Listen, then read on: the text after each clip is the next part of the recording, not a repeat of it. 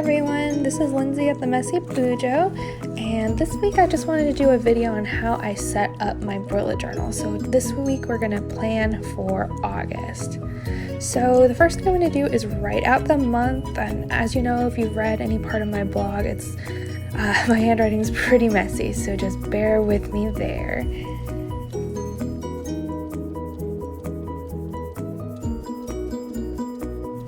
So now, since I said my handwriting's not super great, I do like to fancy it up a little bit by trying to create a font. So I will be bolding some of the lines here to make it look kind of like a calligraphy style or my own approximation of it.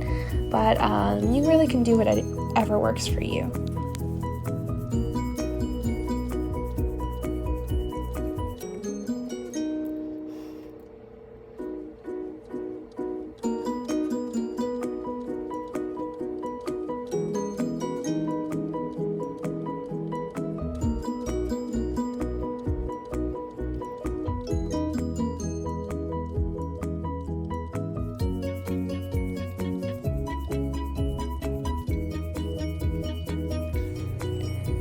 So I think the simplest way to create your monthly calendar is to number just straight down the page. So that's what I'm going to do. I'm going to number all 31 days in August, and then I'm going to go on the side of those numbers and put what day of the week it is, just with an abbreviation. So either a 1 or 2 letter abbreviation, depending on what day of the week it is.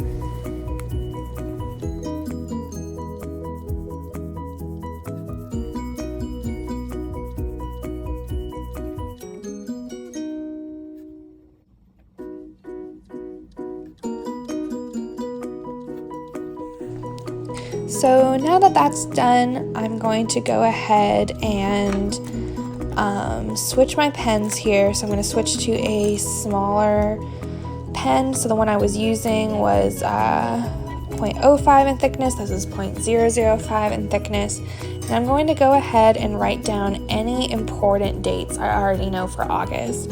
So obviously not every day is going to be filled here. It's only going to be the dates I know about right now.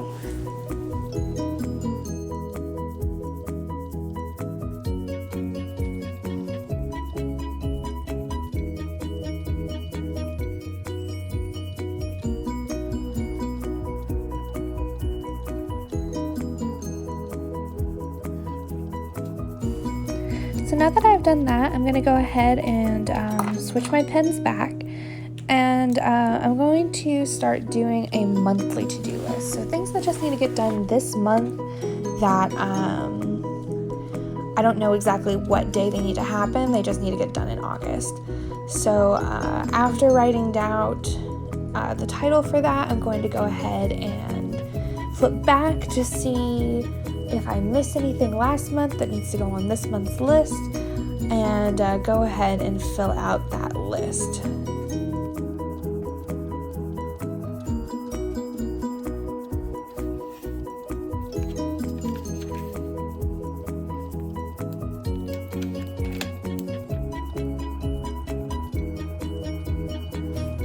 So while I'm filling this out, I want to talk about how I usually mark things off on my to-do list. So obviously it's the first of the month, so I don't have any of my monthly to-dos marked off. But I usually pick a pretty mild color. I like to use those mild liners, which I've mentioned and linked to in my blog before. And that just gives a nice pop of color to the page. So anytime I mark something off, if you saw when I flipped back to July, the whole page was pretty much green. I just highlighted it in green. So I think this month I might do a different color, and it's just nice to have a good pop of color. Right now what I'm doing is I am filling out a spread at the bottom of the page called Brain Dump. So this is just going to be any kind of thought that occurs to me over the course of the month. I just want to go ahead and make sure I have a place for it if I want to write it down. If it's a motivational quote or something I noticed that I want to remember, any kind of list I need to make, there is space in my journal to accommodate for that.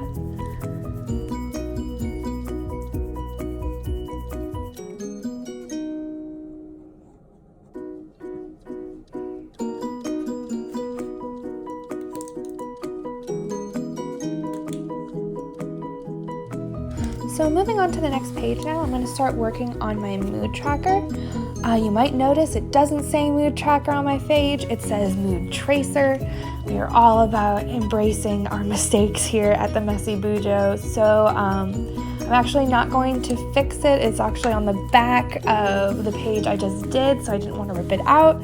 I do have whiteout in my classroom at school, but I do not have it here at home, so it is a mood tracer this time, which still technically makes sense. So because I tend to get some seasonal depression in the summer, I thought making my mood tracker or tracer a full page in the summer months would be a good idea. So if you know me, you know I'm not generally a user of a straight edge, but I thought doing a nice geometric pattern for this mood tracker that I can then fill in with color would be a cute idea.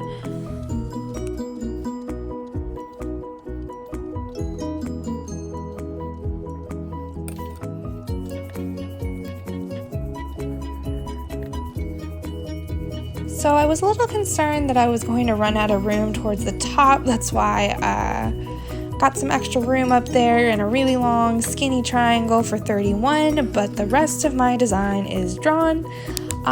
Even though I use a straight edge, it's not nearly congruent or even all that straight, but I do think when it's colored in, it's going to be a cute concept. So after I go ahead and draw the mood tracker, what I do is make a little key above it. When I was first starting out my bullet journal, I did write out what each color meant, but now that I've been doing it for a little while now, I usually just draw a face to represent. So I'm using the mild liners again here, and especially since I'm going to be filling in the entire mood tracker with color, I like it to be kind of the softer colors so it's not super garish to the eye. So the key I'm using here is pink for a really great day, green for a good day, yellow for a neutral day, blue for a sad day, and then red for an angry or stressed out day. So obviously those are pretty general terms. If you want to be more nuanced with your mood tracker, that is totally up to you, but I'm more likely to keep up with it if I am sure that I can categorize it into one of those 5 categories.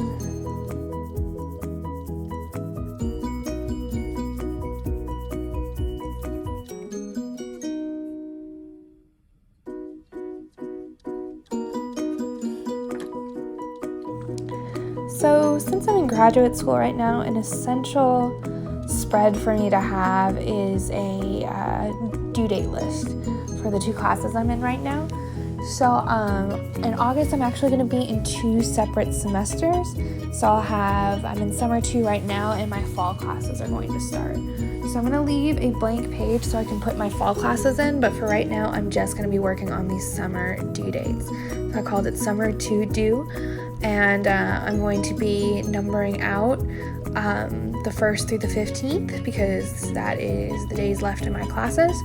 And then I'm going to put the 2 classes I have and then the due dates. So one of the classes I'm in has due dates on Tuesday and Thursday. The other class I'm in has due dates on Sunday.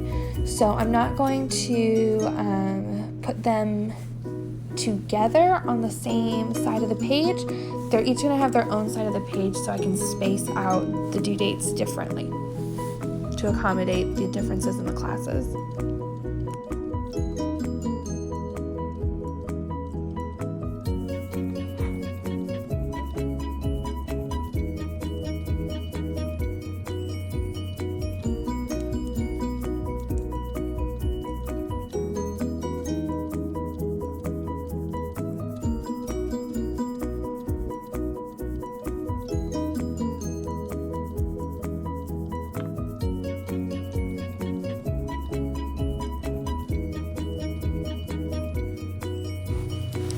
So now that I have my assignments mostly written, I'm going to flip back and just make sure I have the right color coding. The same stuff I used in July, which I'm pretty sure was orange and blue. Yep, it's orange and blue. So I can go ahead and mark off one of the assignments I already did for this week. So yeah, just having all the due dates laid out is a good visualization. It helps me to physically mark off the tasks I've completed. And it also helps me to keep it separate from other tasks I have going on in the month, not just school. So the last thing I'm going to do is show you guys how I do my daily spread. I know a lot of people like to make this a full page and break up times of the day. Mine takes up very little room and it's much more simple than that, but it's something I can keep up with. So the first thing I do is I write out the day of the week and then the date. So we're working on Friday the 2nd. And then I'm going to highlight that in a red color. So what I've been doing lately is highlighting the day of the week in one color and then using a secondary color to mark off the tasks, and I'll also use that same color to mark off the tasks on the monthly page as well. So this month I'm going to be using that pale yellow color. And then I just write down everything I think I need to do that day. So I try to do this in chronological order with the morning first, but if a morning tasks gets forgotten till the end of my list, it is no big deal as long as it is there and I can see it. So that is essentially my month. It's not a lot of spreads this month, but it's something I can keep up with, which is I think is the most important thing. So thank you so much for watching my video. I hope you guys have an awesome August, and please post your spreads with the hashtag #TheMessyBujo. Bye-bye!